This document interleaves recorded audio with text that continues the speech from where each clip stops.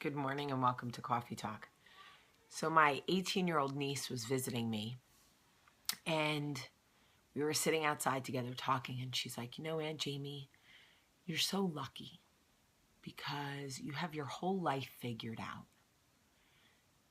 You have a man that loves you, a great marriage, you have your kids, your house, a job, 10 jobs.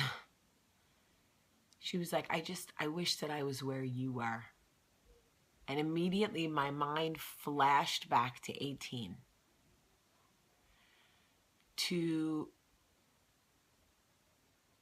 who and what and where I was and how much work, heartache, disappointment, abuse,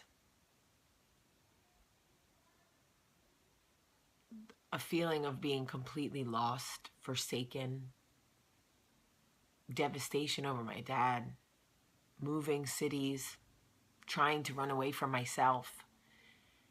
And I found myself, for the first time, not trying to apologize for the life I have now. And I looked at her and I said, you know what? I am really lucky. I am really lucky.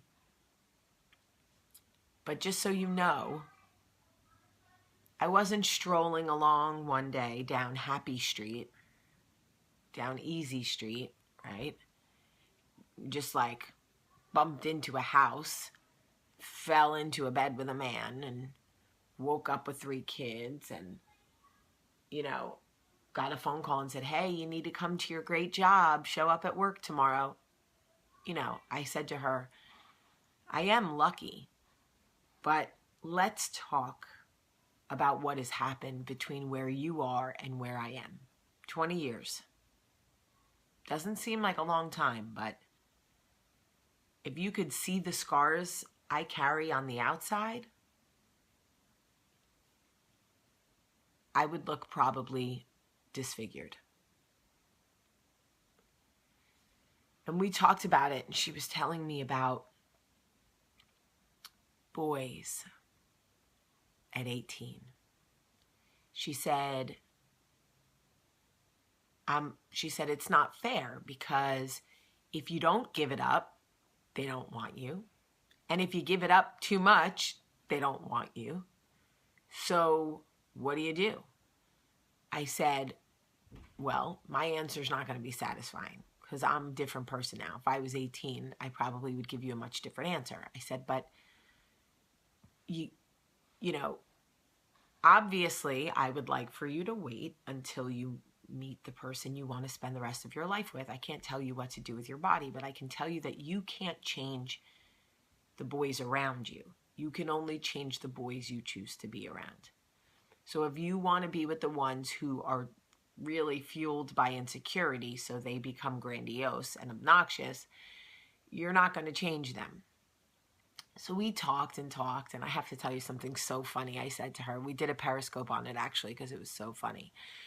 So she was telling me this story about how a boy told everybody that they did things they never did.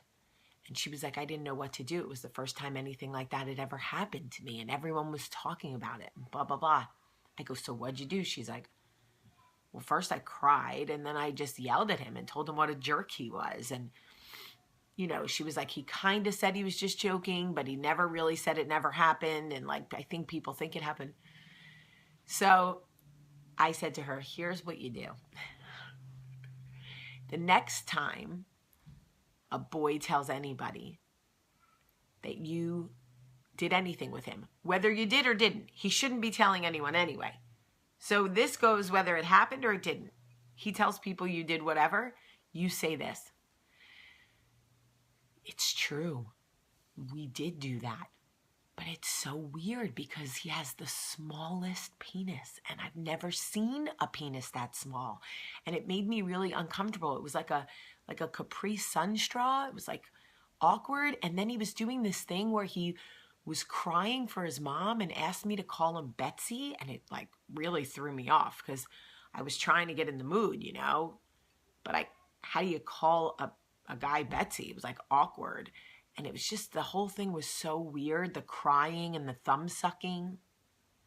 She was cracking up. I go, that'll teach him. Next time you say, yeah, that did happen. But let me tell you how awkward it was. I wasn't going to say anything, but since he brought it up, what's with the whole hold me and call me Betsy? What is that? And the Capri Sun straw? We had such a good time laughing. We were cracking up. She was like, oh my God, I have to tell all my friends to do that.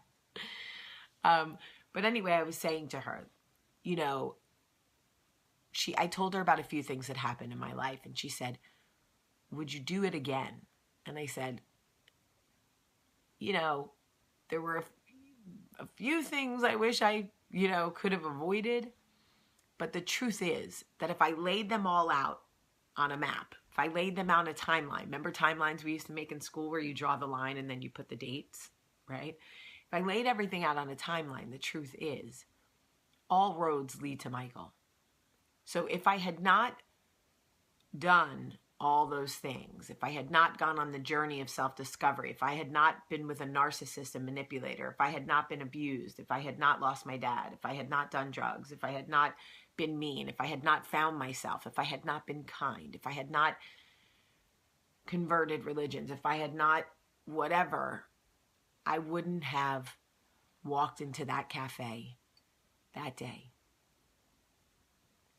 and started the life I was meant to live. So would I do it all over again? Yes.